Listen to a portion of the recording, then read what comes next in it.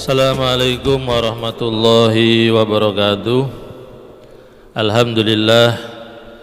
Alhamdulillahi rabbil alamin. Wassalatu wassalamu ala asrafil anbiya'i wal mursalin wa ala alihi wa sahbihi ajmain, amma ba'du. Hadirin rahimahumullah, pada siang hari ini kita akan bersama-sama mempelajari bab atau hukum udhiyah, atau dalam bahasa kita kurban. Bismillahirrahmanirrahim. Faslun fi ahkamil udhiyati. Fasal menjelaskan tentang kurban. Wa ya ismun lima yudbahu minan na'ami yawma idin nahri. Udhiyah atau kurban ini adalah nama sebuah binatang atau sebutan binatang ternak yang disembelih di hari raya Idul Adha. Wal udhiyatu sunnatun mu'akkadatun alal kifayah. Udhiyah atau kurban ini hukumnya adalah sunat mu'akkad atau sunat yang sangat dianjurkan sekali, sunnah yang sangat dikukuhkan sekali, dan dengan model sunnah kifayah. Faida ata biya wahidun min ahli baitin kafa an jami'ihim. Model kesunahan udhiyah ini atau kurban adalah sunnah kifayah. Maka ketika salah satu di antara keluarga kita telah menunaikan kurban, maka sudah mencukupi kesunahan dalam berkurban dalam keluarga. Itu dalam sisi kifayahnya. Wa yuzi'u fiha jad'u minadoni wa huwa malahu sanatun wa ta'ana fi saniyah. Mencukupi untuk kurban yaitu kambing domba yang berumur 1 tahun masuk dalam hitungan 2 tahun. Maksudnya 1 tahun penuh, sudah genap 1 tahun, masuk pada tahun yang kedua. Wasaniu minal ma'zi wa huwa malahu sanatani wa ta'ana fi salisah. Kemudian kalau menggunakan kambing Jawa atau kambing kacang, kambing-kambing yang kecil-kecil itu, yaitu harus berupa saniu ma'zin. Saniu ma'zin itu adalah kambing kacang, kambing Jawa yang berumur 2 tahun masuk ke umur 3. Jadi ini syaratnya. Jadi syaratnya kalau domba, kambing yang besar atau seperti etawa atau pokoknya model jenis kambing yang besar-besar itu harus sudah berumur 1 tahun masuk dalam tahun yang kedua. Nah, kalau kambing-kambing yang kecil, kambing-kambing model kambing kacang, maka harus berumur 2 tahun masuk umur ketiga. Wasaniu minal ibil. Kemudian selanjutnya unta. Seandainya kurban pakai unta, tapi kalau di Indonesia sudah tidak ada unta, adanya di kebun binatang. Malau khamsu sinin wa ta'ana fi sadisah, yaitu unta yang sudah berumur 5 tahun masuk pada umur unta berumur 5 tahun masuk ke tahun 6. Wasanu minal baqar malau sanatani wa ta'ana fi salisah. Kemudian kurban untuk sapi disyaratkan berumur 2 tahun masuk umur ketiga. Nah itu. Jadi untuk kurban sudah ada ketentuan umurnya. Wa tujzi'u al-badanah an sab'atin istaraku fi tadhiyati biha. Satu unta badanah itu mencukupi untuk 7 orang dalam berkurban. Istaraku yang saling istirok. Jadi 7 orang bekerja sama, mungkin iuran atau keluarganya 7 orang, kemudian menyembelih 1 ekor unta, maka itu cukup untuk dijadikan kurban. Wa tudzi'ul baqaratu an sab'atin kadzalik. Begitu juga sapi sapi ini juga diperuntukkan untuk 7 orang. Entah 7 orang itu keluarganya atau tetangganya iuran berapa-berapa sehingga 7 orang itu bisa membeli 1 ekor sapi, kemudian disembelih jadikan kurban, diatasnamakan ke 7 orang ini. Wa tudzi'u asatu an saksin wahidin, kemudian 1 ekor kambing itu hanya cukup untuk 1 orang. Wa ya afdal min musyarakatihi fi ba'irin. Kambing, 1 kambing hanya diperuntukkan 1 orang, dan ini lebih afdol daripada 6 ekor sapi untuk 7 orang. Jadi yang afdol itu 1 orang 1 kambing daripada 7 orang 1 sapi. Kenapa alasannya? Kalau di dalam syarahnya alasannya karena daging kambing itu lebih enak. Itu menurutnya orang Arab. Jadi mungkin kalau orang Indonesia ya enak sapi, karena kalau kambing bikin kolesterol katanya, tapi sebenarnya tidak ada kolesterol dalam kambing. Jadi kalau lidah orang Indonesia ya mungkin saja lebih enak sapi. Jadi boleh-boleh saja mau pakai sapi ataupun pakai kambing. Kemudian arbaun wa fi ba'di nusai arbaatun la tujzi'u fi dohaya. Ada 4 kriteria hewan yang tidak bisa dijadikan kurban. Ahadua al-aura'u al-bayinu wasani al-arja'u al-bayinu arajuha.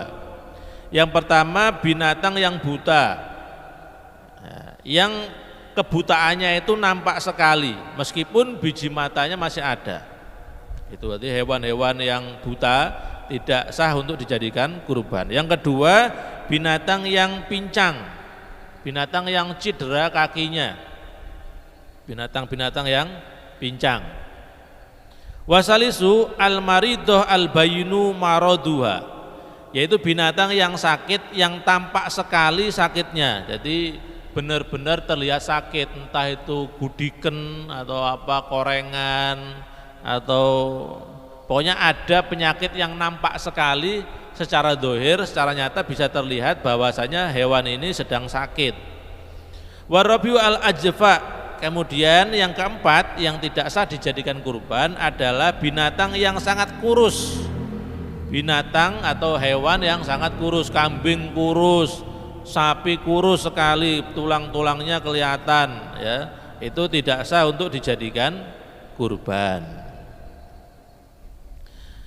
Wa yuzi'u al-khosiyu al-maqtu'u khosiyataini. Kemudian cukup dijadikan hewan kurban, boleh maksudnya sah dijadikan hewan kurban, yaitu binatang yang dikebiri, yaitu binatang yang dipotong kedua kedua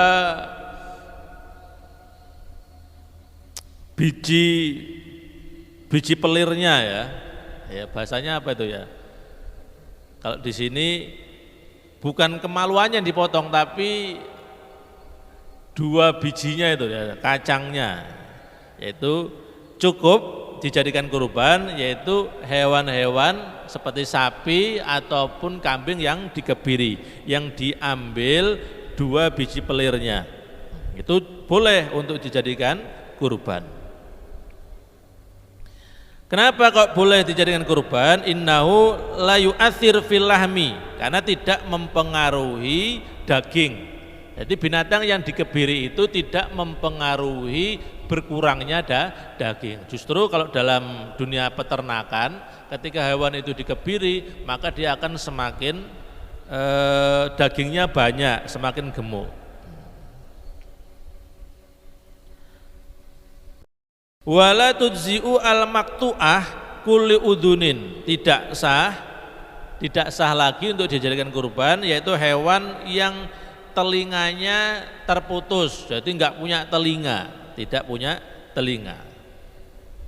wala maqtu'atudz dzambi, dan juga tidak sah ya berkurban dengan hewan yang ekornya terputus ya, ekor terputus juga tidak boleh dijadikan kurban.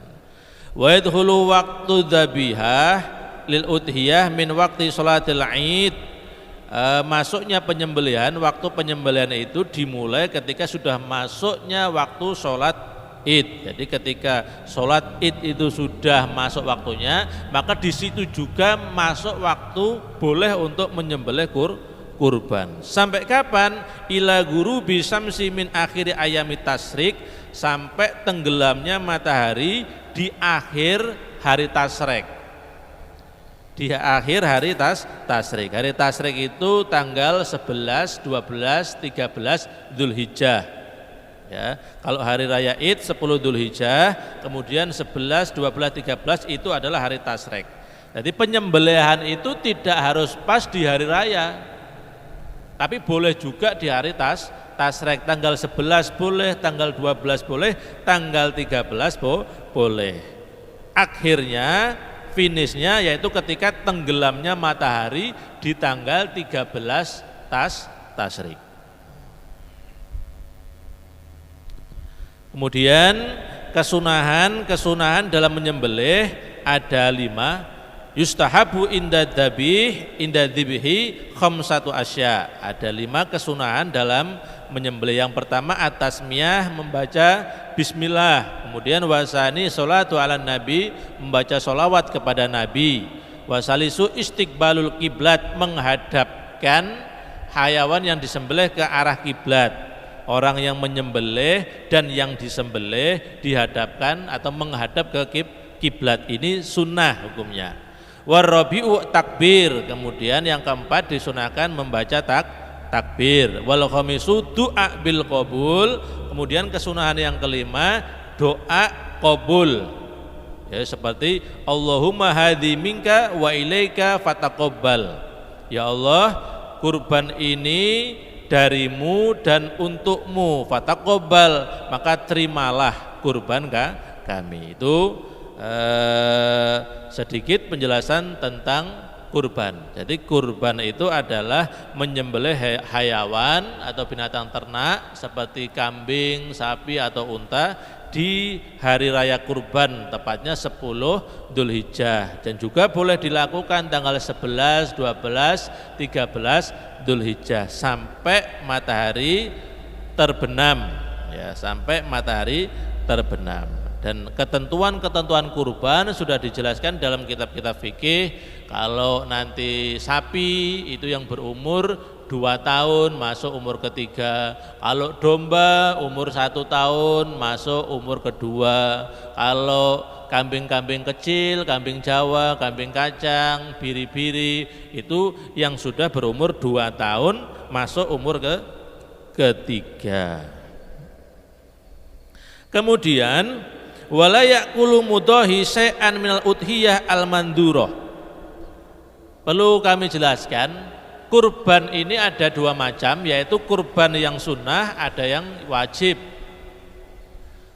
Hukum asalnya kurban adalah sunnah, kemudian dia bisa menjadi wajib ketika nadar, ketika ada nadar. Umpama mungkin kita punya anak, nanti kalau anak saya juara saya mau kurban, maka ini namanya nazar, jadi wajib untuk kurban. Nah, kurbannya menjadi wajib. Ketika kurban itu menjadi wajib, maka orang yang berkurban tidak boleh makan sedikit pun dari daging kurban, tidak boleh dia mengambil dari daging kurban yang wajib. Akan tetapi kalau kurbannya itu adalah kurban sunnah, seperti kurban-kurban kita biasa tanpa ada nadar, maka boleh orang yang berkurban boleh untuk mengambil daging. Bahkan dalam keterangannya boleh mengambil 1/3 dari daging kurban. Tapi yang afdol disedekahkan semua, dan kita hanya mengambil sebagai tabarukan ya, 0,5 kilo atau berapa on untuk mengambil keberkahan dari daging kurban. Nah, itu sedikit keterangan tentang kurban, semoga bermanfaat bagi kita semua dan semoga kita diberikan oleh Allah